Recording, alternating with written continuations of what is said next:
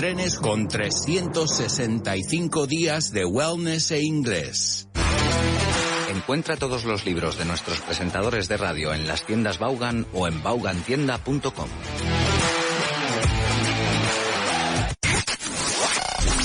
Estás escuchando Vaughan Radio.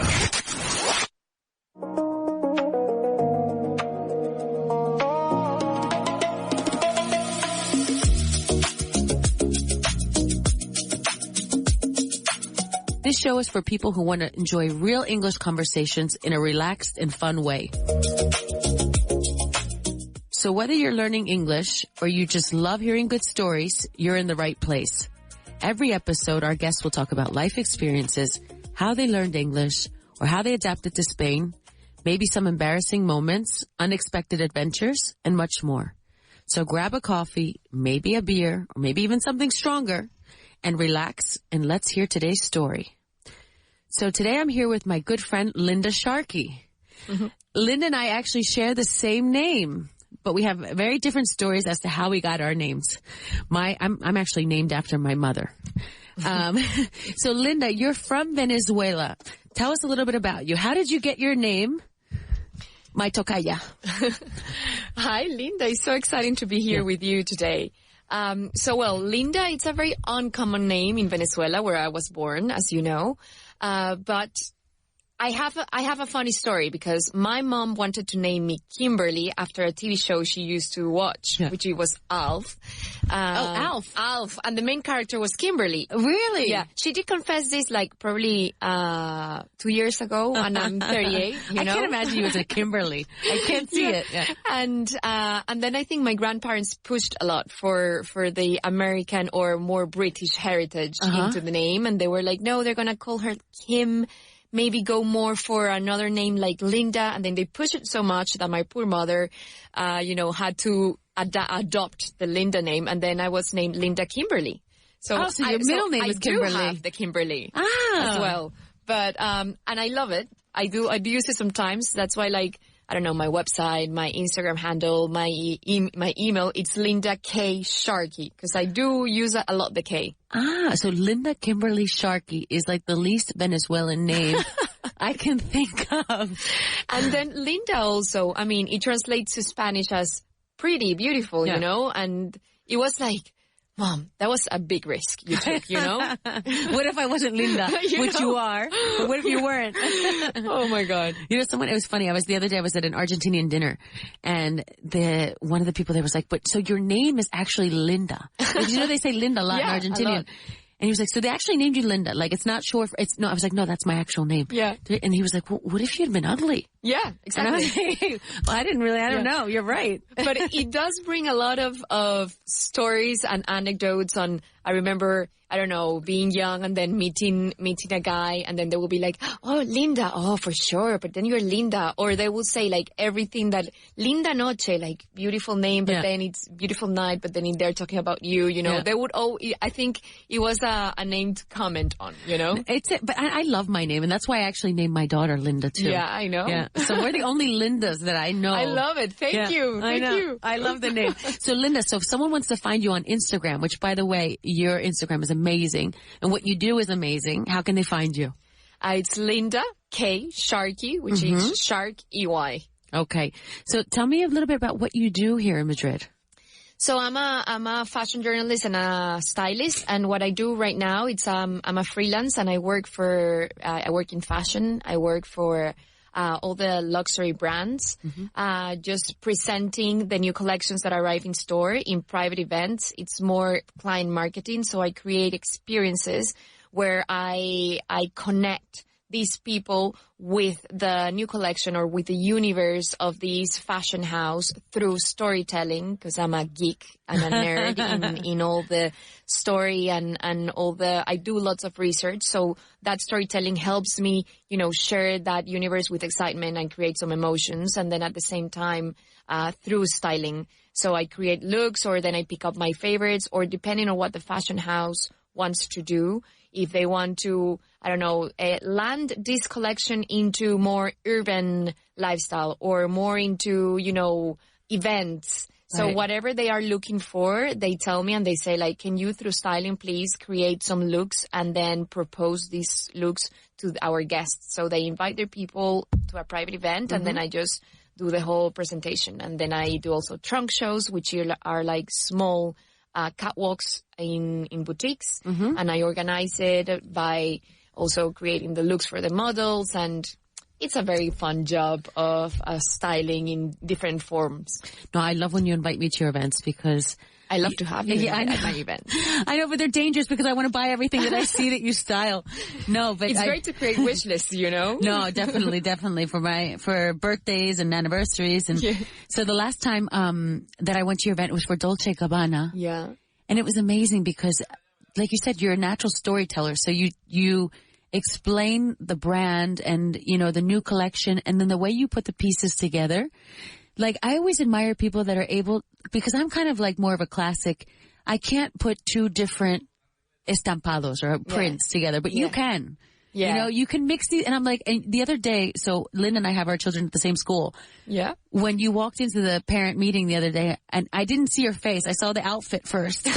I don't remember. What was I like, wearing? Who's that, Mom? I love her outfit. Oh, wow. Yeah. I like this. I think the print, it's a risky, you know, it's a risky terrain, you know, because you can go very wrong, or you can go sharp on point. You know, it's like, it's just, I feel sometimes that you have to master it. Yeah. You know, you will make some mistakes on the way, but it's just about like the color, and then like how big are the beachy or the you know, the squares or the polka dots, and if it's stripes with polka dots, how good will they look, or tartan, you know, like you have to play with it. I like it. I mean, I do have fun with it, but I feel like I've become more classic, and for sure, if I see a picture of me probably 10 years ago mixing prints, I will be like, oh my God, what was I thinking? I think we all look at pictures of 10 years ago. Like, and now I'm like, I've mastered it, you know? Like now I know how to do it, but it's not an easy job to mix it. Do you think that your fashion changes like as you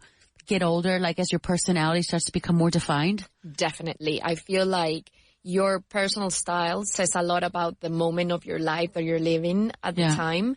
So not only as you get older, but then I think that nothing is permanent. So you can probably feel like having lots of color right now, then going in few years for full neutral colors or monochromatic colors, and then go back into colors and prints, you know. So I feel like it really depends on how you're feeling. I feel personally, before I was way more colorful, way more risky, you know. I would take a trend and adopt it into my own style, but then, you know, like, well, I was more riskier. I was also living in London before, so I feel like that kind of trains your eyes to like a freedom of wardrobe. Whereas living in Madrid, you know, like you become more neutral, you know, more sophisticated, more elegant, and I'm liking it, you know. Yeah. I'm loving it, but without losing the, you know, the course period of the tiny bit of risk, or the tiny bit of risk not only in the color, but it could be in the shape, it could be in the print, you know, in an accessory that changes the whole outfit. So I do feel like the personal style definitely says a lot about you. Now, do you see a big difference between the style in London and the style in Madrid? Oh, huge. Really? Like, what's the biggest difference? I mean, probably things have changed because Madrid has become more international, more cosmopolitan in the last 5 years. But since I did my university in London and were my first years of my career, I was amazed to see the street style and how risky were everyone, and how people were so confident with their own self and their own wardrobe and their own likes and their own preferences in art and where they go, what they do. And definitely it's a self-identity, you know, because then you will see the punks like before, like in the 60s, in the 80s, you know. I feel like it does, like music has a big influence in fashion, and London is big in music, so art as well. And I mean, there's been like this freedom of fashion, and so many new brands were born in London, like Vivienne Westwood, and then, like, you know, there were so many print pioneers from the 60s that were also born in London, that I think all these affected, into people having this, at least the eye trained into everything is okay. I can wear whatever I want and feel good about it. There's more freedom maybe in London than in Madrid. Yes, but I think London is the city of freedom in many areas. I think New York is similar too. As well. In New York, you would also see that sort of more riskier looks or things that you would be like, oh my God, I wouldn't have never thought to wear that shiny trench coat on top of, these velvet red trousers, like those kind of looks that you wouldn't have seen in Madrid before. Probably lately you are seeing more, more riskier styling on the street style. Better than before. I mean, like I would say because there's more international people, and I feel like the Spanish is also more open into the international vibe, looks, brands, labels. You can see so many new emergent designers from Latin America and the US that are also having some space in Spain. Well, now you can buy the international brands here, whereas before I think you couldn't get them except online in some places. Exactly. And I think also the online spots like that are multi-branding luxury brands, luxury websites like My Theresa, Farfetch, Luisa Via Roma. I think they've got way more popular now in Madrid, in Spain. And all the French cute labels are also opening shops in Madrid because they see, that there's a demand for it, like Cézanne open here. And it's just one example of many. Now, Linda, is there anything that you would never wear in fashion?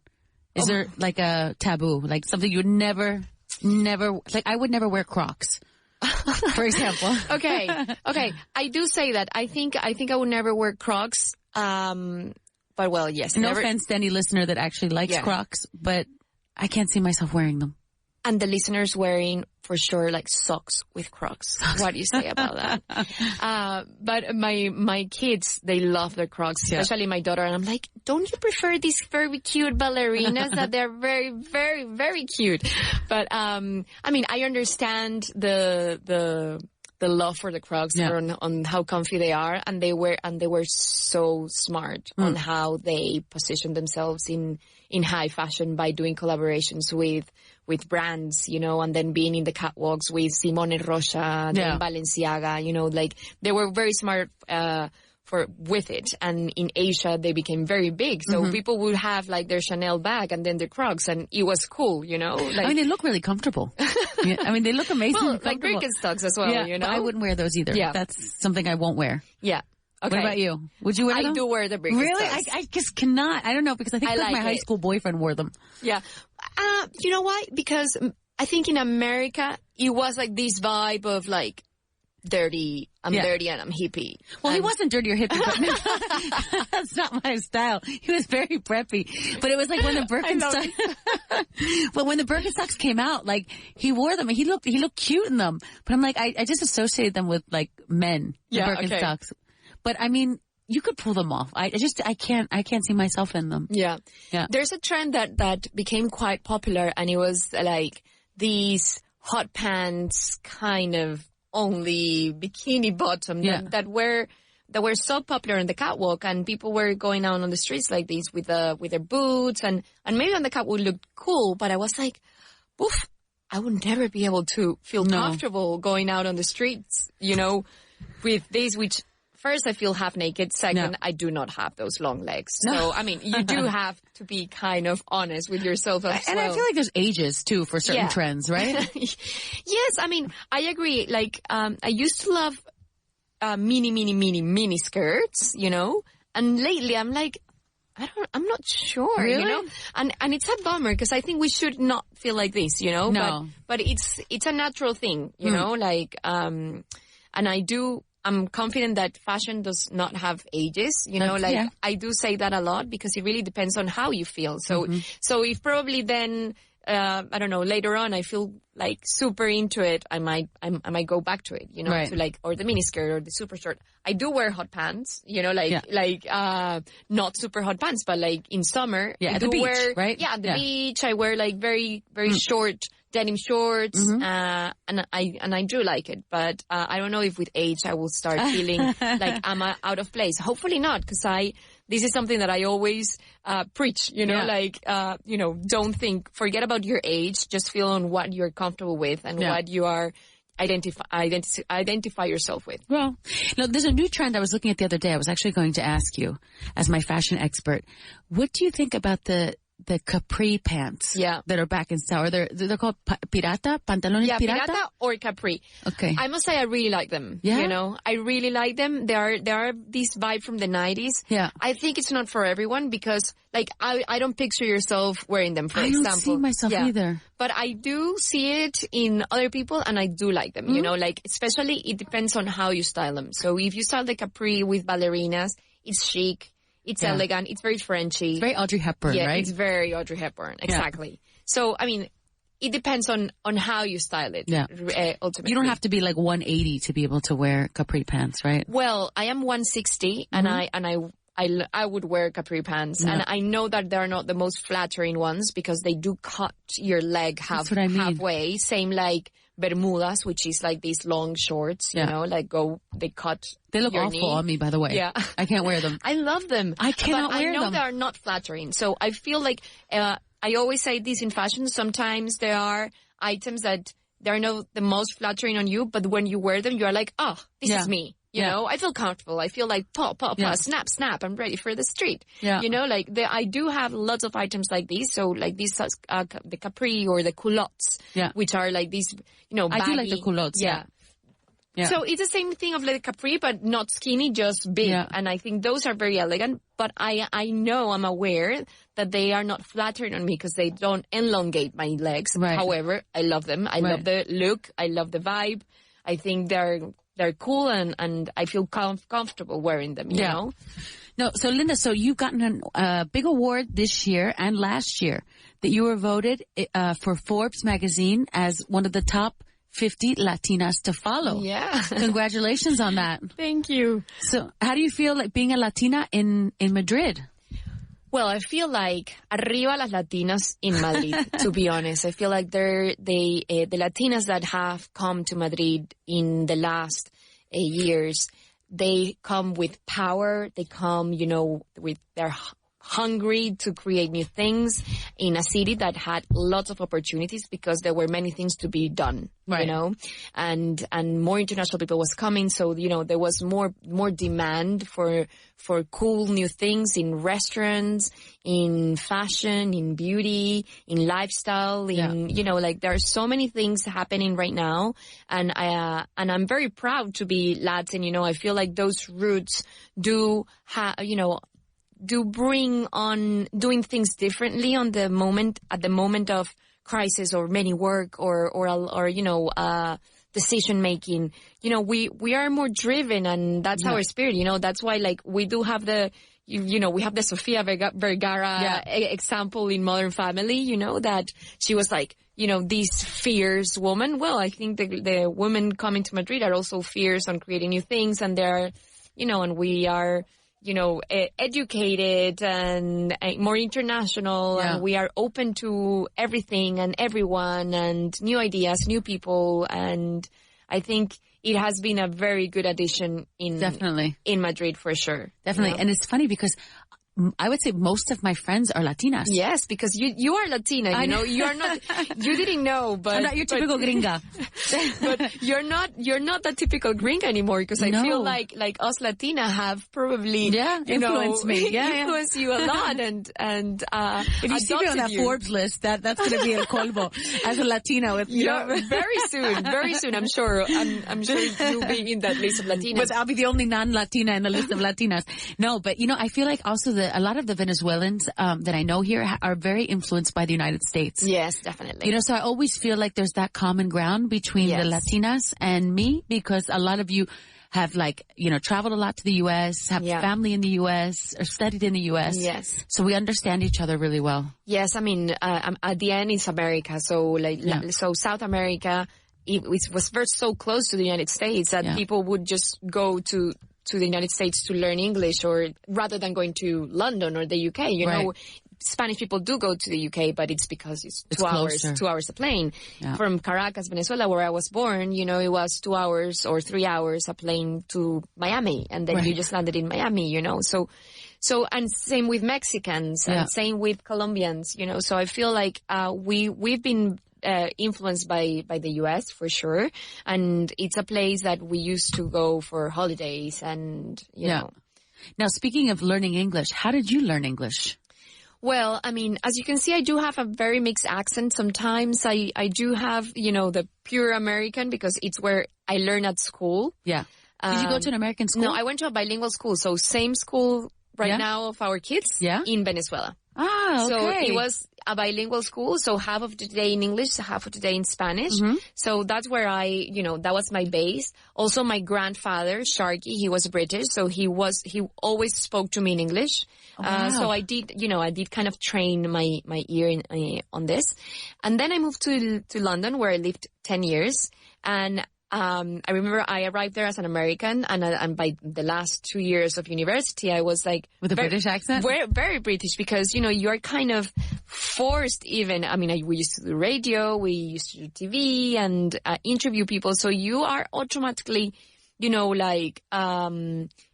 in this pool of all water, mommy, you know, like all these very strong British accents, and you know, also me doing the interviews for the newspaper I was working for, that was The Independent, you know, and then just to be more adapted into it, I even did a course in how to improve my accent into more British. Really? I remember, yeah. It was a very short course. That makes me sad as an American. Yeah. Well, I mean, that makes me sad, because look at my accent right now. You know, I went back to my roots. However, when I'm with my British friends, I do notice that I start... You know, like drifting a little bit, and then saying more words, you know, and slangs, because probably my relationship with them was always about this, you know, accent and this language and these words of, you know, whereas when I'm with you, for example, you know, I was born in the USA. You're more American when you're around me. Now, listen, when you were working for The Independent, did you write about fashion? Was it always fashion focused? At the beginning, I did. Well, you know, it was like an intern. I started as an intern. Then I went through whole many things. I was there for 6 years.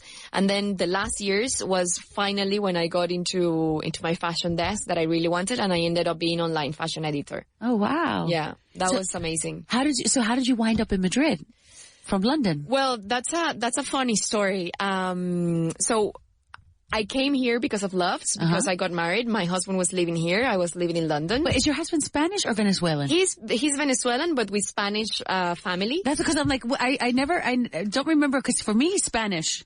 Right? Yeah, no, well, because his name is, Andoni Goicoechea. I mean, that's get more Spanish. That's very than that. Basque, you know. But he was born in Venezuela, born and raised, and he came to do his university here, his master's, and that's when I met him, because I was living in London and I came to visit a friend that she was doing her master's degree here for a weekend. I came to visit, and that's when I met him. So you met your husband in a weekend in Madrid. Exactly. And then the whole relationship was London, Madrid, London, Madrid. I moved to Madrid 3 weeks before the wedding. Oh my God. Yeah. I think about it, I'm like, wow. we were How crazy. old were you? I was 28. Oh, there you go. There you go. Yeah. You know, probably that makes sense. So I forgot what. No, so you were going back and forth between London and Madrid, and that's how you wound up in Madrid. Yeah, exactly. So I end up in Madrid because of love, and then the funny story professionally, it's because I tell my husband, don't you worry, this is exciting for me. You know, I'm Linda Sharkey, coming from London, Madrid. All the press, you know, they're gonna call my name and they're gonna give me a job for sure. I mean, don't you have a doubt? And then so funny, because I arrived to Madrid and it's like silence. I don't know anyone. I realized that the industry here is so small. That was in 2016, so it's not what it is today, that there are many things happening in Madrid, like the fashion industry was very small, very social on who you knew. Yeah. It was like, and I arrived here being the Linda Sharkey, I thought, coming from London. Yeah. And no one cares who you are, and especially if you're coming from London and you were born in Venezuela, we care even less, Oh, no. So that was kind of a shock for me at the beginning, because I thought it was going to be easier, but I did try a lot. And then I started doing some freelance writing for some publication, and I kept doing my writing for London. And I hated it, staying at home and writing. I felt very alone, and I didn't like it. Really? I realized that writing was not my passion, and I was like, I need to change. And it was great because it gave me now the opportunity to go through a route on where I am now, that I feel like that you've made your mark. Yeah, I'm doing what I love and what I'm good at, so, because that's not easy, to finally discover what you're very good at. And be able to do it and turn that into a profession. Yes. I want to hear more about that after the break. Listeners, don't forget that you can find this show on iVox, Spotify, and Apple. We'll be right back.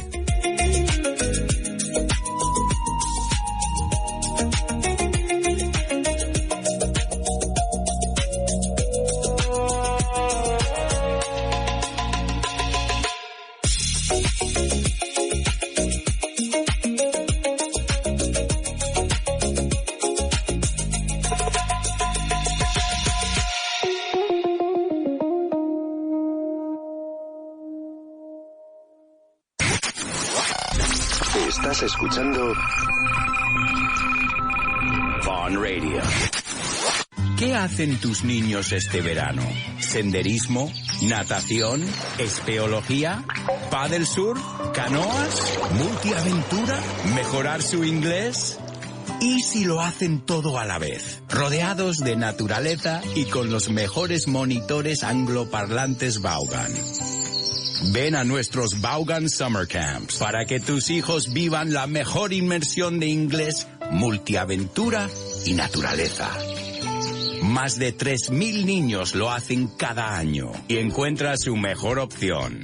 Estas vacaciones, haz un viaje para tu inglés. Con los cursos intensivos semanales de Vaughan, mejora tu inglés durante cualquier periodo vacacional. Navidad, Semana Santa, verano, tú decides cuándo. Una semana para mejorar tu fluidez. Gana confianza al hablar. Aprovecha tu tiempo libre al máximo. Y lo mejor es que puedes reservar tu curso desde ya para asegurarte tu plaza en el momento que prefieras. No dejes pasar la oportunidad de avanzar en tu inglés estas vacaciones. Entra en grupovaughan.com/intensivos y contrata tu semana intensiva hoy mismo. El inglés que necesitas ahora por mucho menos. Llega al outlet de Vaughan con libros y cursos de autoestudio que siguen más vigente que nunca. Objetivo Inglés, Vaughan Certified completo, Speak English Now e Inglés en 10 pasos. Además, libros desde €1. Novelas con audio desde $3.50. Libros infantiles desde €3. Y mucho más. Entra en vaughantienda.com. Vaughan Outlet, aprende más, pagando menos hasta agotar existencias. How do you say enamorarse in English? Fall in love. To fall in love. With Vaughan, you will fall in love with the teacher and with the English language. Progressing, advancing, improving will be like cutting butter. Why? Because you are in love and you have faith in yourself.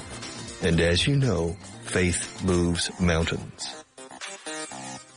En Vaughan sabemos que el éxito empresarial se nutre del dominio de múltiples idiomas. Por eso, ofrecemos cursos no solo en inglés, sino también en francés, portugués, italiano y alemán, entre otros. Visita grupovaughan.com o llama al 91 108 3488 y comienza a transformar el futuro de tu empresa hoy. Si eres de los que disfruta haciendo amigos y necesita dar un empujón a su inglés, Vaughan Groups es tu curso de inglés. Porque es el más dinámico y divertido, con grupos pequeños, del mismo nivel, que te hará dar un salto definitivo en tu inglés. Puedes elegir entre diferentes horarios y modalidades, presencial y online. Más de 6.000 alumnos opinan que es el mejor curso del mercado. Vaughan Groups. Tus clases de inglés en grupo. Llámanos al 917 94 60 45 y contrata la mejor opción para ti. Estamos abriendo nuevos grupos. Empower your English. Encuentra todos los libros de nuestros presentadores de radio en las tiendas Vaughan o en vaughantienda.com. Esta es tu radio, una radio diferente, divertida, donde informarte para descubrir, aprender. Una radio única, como tú. Somos los de Vaughan. Esto es Vaughan Radio.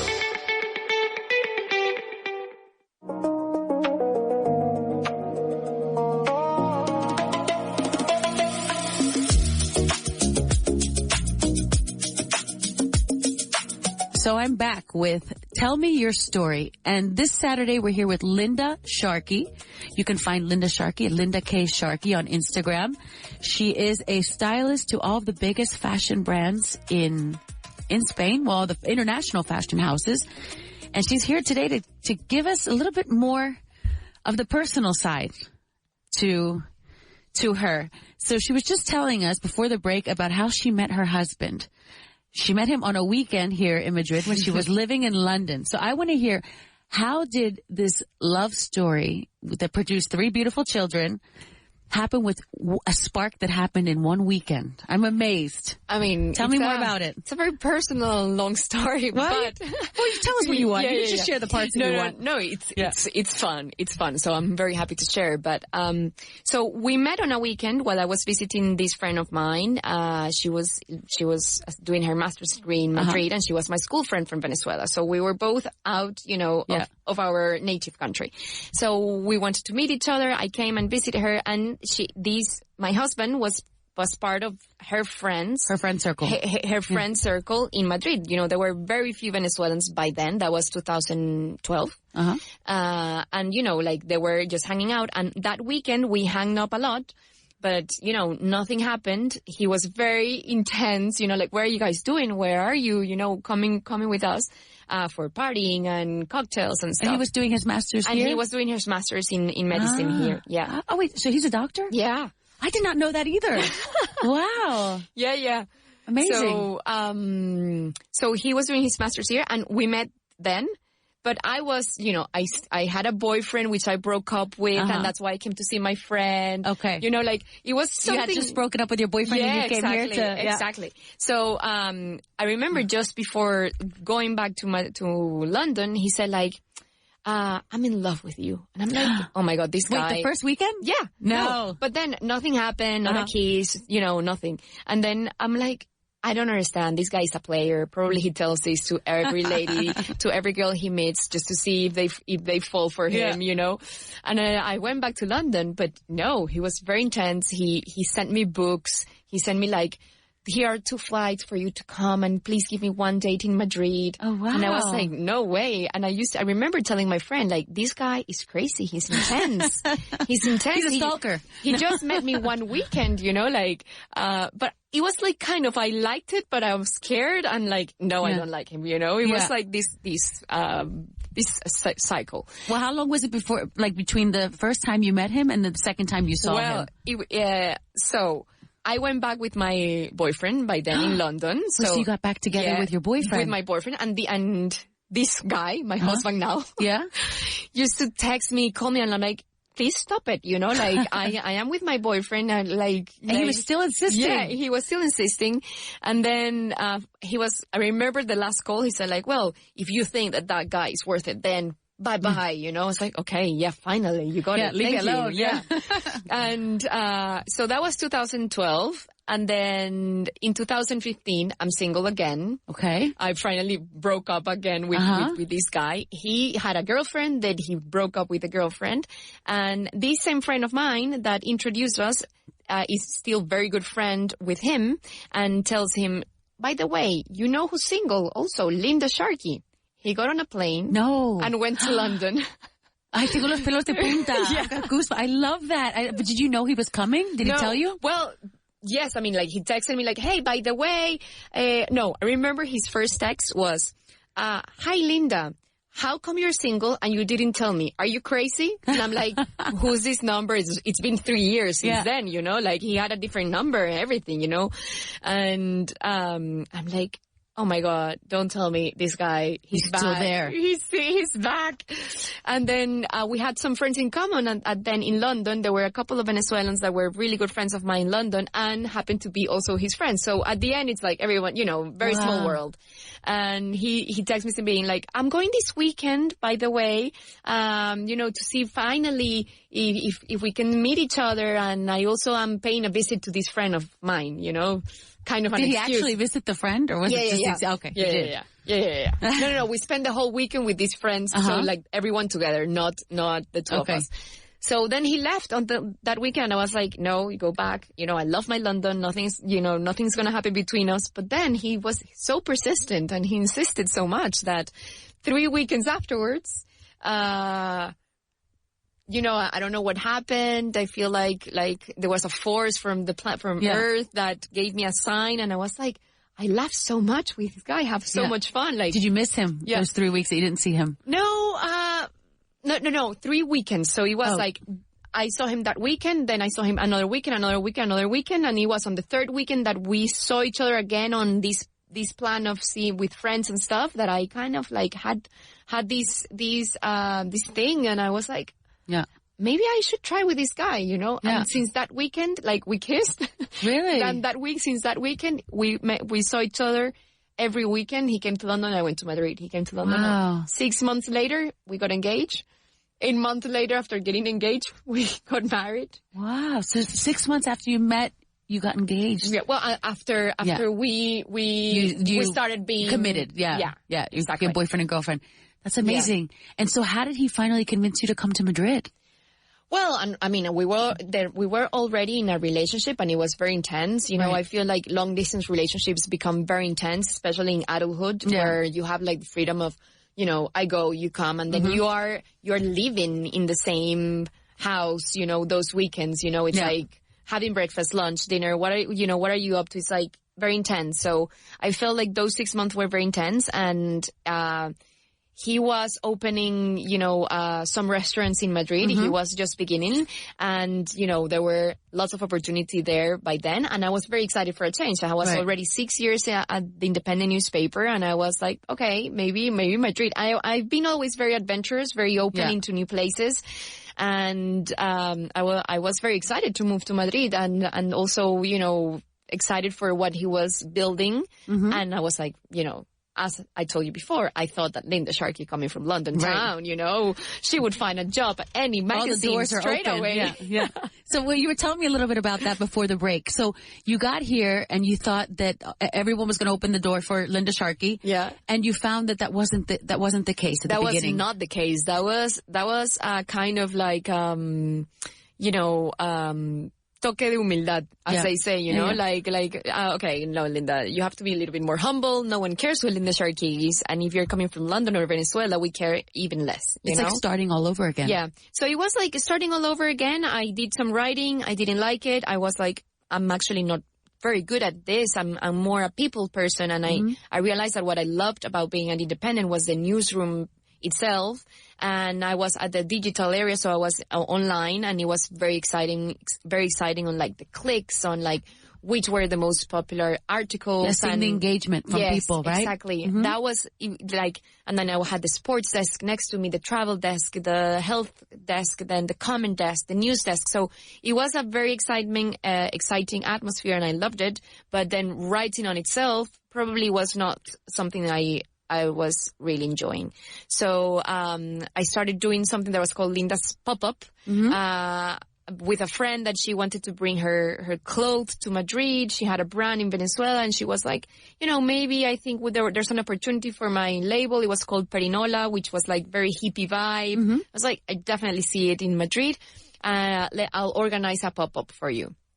And it was such a success. Wow. You know, like how I found everything sponsored. She sold everything. So how was it a success if you had just gotten here? How did you get enough people in to make it a success? Yeah. Tell me about that. Well, I mean, I had been here already for a year, and then I'm very social and sociable and extrovert. So I kept meeting people, and it's funny enough. And I think you know this person because I was like, where can I find a place that we don't have to pay for and that it works for this, and I sell it as we are bringing you some people into your shop or restaurant or whichever your place is. And it's a funny story because, of course, I am new in Madrid, but this is something that would happen to every expat probably. That's how you get to meet people. So we were refurbishing our apartment in Madrid, in Chamberí, and we were doing the curtains. And then suddenly the guy to take the measurements comes into my door, and I'm like, wow. You're very elegant, and you are like a cool guy, And who was it? Pedro Ros, who also did something for you. He did all my wallpaper. Yes. He's got great taste. Yeah, he's got a great taste. So I start speaking to him, and I tell him what I do, and I used to do fashion. So we had this strong conversation. And he's like, oh well, I have here all the beauty brands. I do have my decoration business, but I also have Diptyque, and I have this beauty shop, which I love, and at the end are these niche beauty brands are usually very connected to fashion or to this lifestyle of high-end niche fashion lifestyle beauty.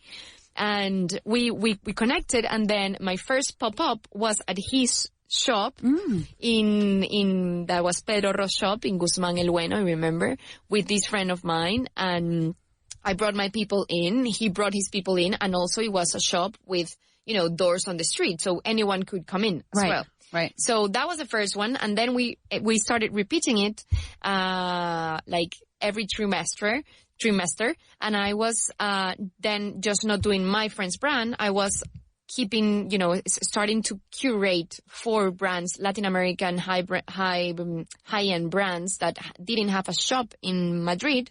I would tell them come if you're coming to Madrid or to Europe, stop by Madrid and we organize a pop-up.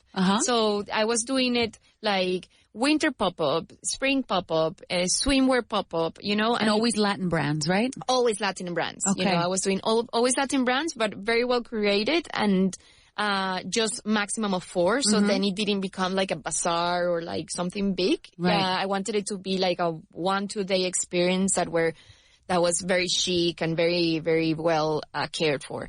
So I did the Linda's pop-up. They went very well. And I think that's how I grew also my network, my Instagram, everything. And then, at the same time, I kept, active in everything else. I kept active doing other stuff.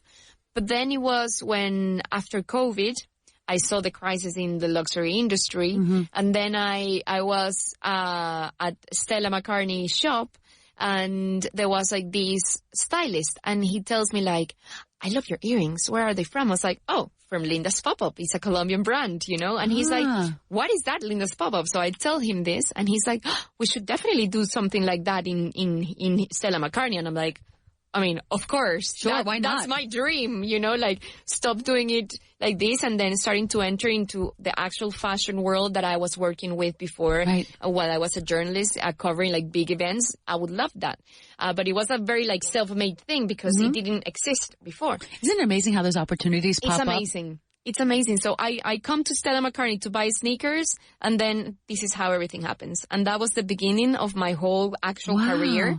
After doing that one, then, also I become very close to the teams, I really like to give results. So, I feel because I've done, a professional job to them, it's why they kept repeating. So Stella McCartney kept repeating. Then Loewe, I did it for many, many years. Done Chanel too? Yeah, I've done Chanel. Yeah, well, now, it's word of mouth. They also see and they hear, they're who's this person? Yeah. What is she doing? And I'm interested in it because then it's not only, it's not PR. It's not something that probably people would relate me with before because I was active on Instagram. I had I had my following, and then I also shared content, at the time. Right now that has changed into something differently, but at the time it was. So people would probably think like, is she doing more PR, or is she doing more client marketing? And then it slowly drifted into this niche of client marketing experiences for, these luxury brands that wanted to create something special, to bring someone in new just for one day that was not the salesperson, to give a different perspective. Yeah, with a different perspective to create these looks and present collections and create these experiences. Well, so your story is amazing, but there's also something I think I wanted to highlight. So you created all these opportunities for yourself, and then you took a big pause. Yes. So you left Madrid. Yes. So I decided with my husband and my 3 kids to take a sabbatical year, and we went to Bali. And it was a spectacular year. Were you there for a year or 2 years? For a year and a half. A year and a half. So we were going to go for a year, but then we decided to stay for logistics a year and a half. And it was a decision that was made before COVID. Yeah. My husband had sold his business, I was also very active with all these events. I remember being pregnant with a very big belly and then doing all the styling on the floor and then, all this energy. I loved it, I really love still my job. So I was very active into it. And then my husband sold his business, and those years were very intense, the growth of the business and then the sale of the business. So we started reading about other entrepreneurs that have sold their businesses and, being more open to every ideas of what they've done next. And they all had this idea of you need to pause and find space to understand what do you really want next, in the personal and professional life. So we took it very seriously. I remember you went off the grid. I think you paused your Instagram and everything. Everything. That happened during Bali so then we went to Bali after finally Bali opened after COVID. We were like, okay, this is the moment, because I am not working for any brand or anyone in particular. I'm still freelance, so I do have the freedom to take a pause. Of course, it's scary because I felt I was in a very good spot at the time, but I was doing many things. Yeah. So I had 4 different legs of my job, and 3 children, and 3 children. Yes. But I've been always like this, very active. So doing this and then that. So anyway, when I went to Bali, at the beginning, we are just finding ourselves, we are just seeing. But when you got there, did you have any friends there? Did you know anyone there? No one. Which was part of the amazingness of the adventure. Of just being the 5 of us, and with ourselves, because I am very sociable, we always have social plans. So what we really wanted is to clear the agenda. I had lots of friends that told me, I have my brother that lives there. I have this friend that lives there. I have this artist that lives there. Everyone connecting me with people there. And part of me really wanted to get into this group and create people there. And I kind of made friends in fashion there as well. But then at the beginning I was like, we are actually escaping from this agenda from Madrid with so many plans, so many dinners, so many, seeing people, which we're lucky.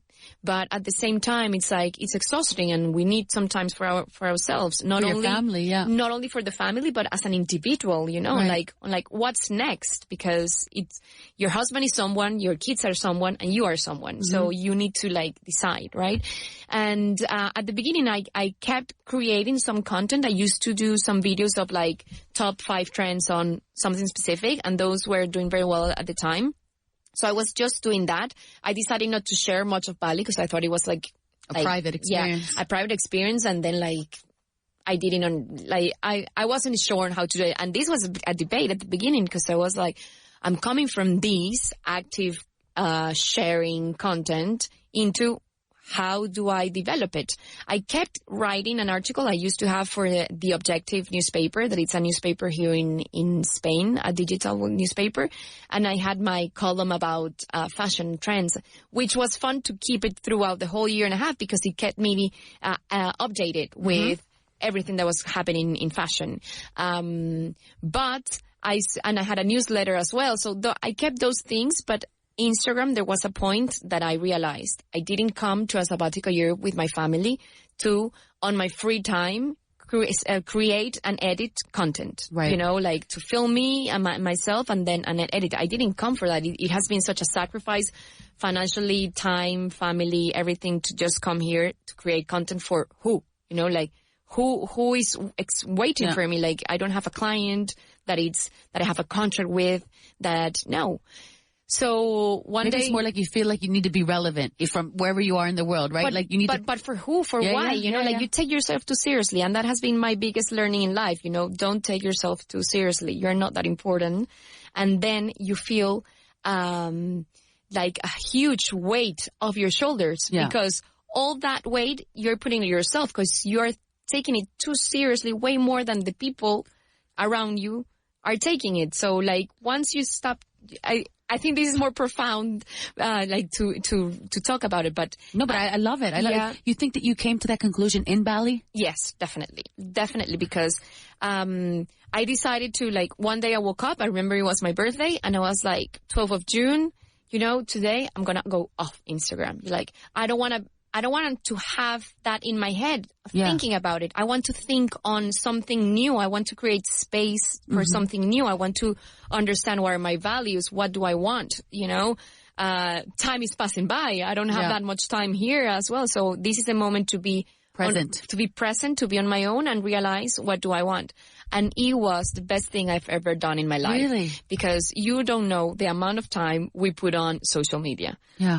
I even deleted the app and not knowing what anyone is doing, what, not knowing who is where and what they're doing and just living your own, everything looks beautiful. And it's not because you are, jealous of a place that someone is and you want to be there or like that, but it's something that it's very, very human, you know, just to be distracted by what other person is doing in another part of the planet, you know? So that doesn't add anything to me at the time and it actually distracts me and I want to wash my brain for a bit just to see how my creativity is my creativity, that it's not intoxicated by other stuff that are beautiful as well and are creative, but are trends because on social media, everything is a trend. Right. Everything is a song. Everything is the same type of content on the 3 seconds, 5 seconds, so for me, it was beautiful to shut down. I was off for a year.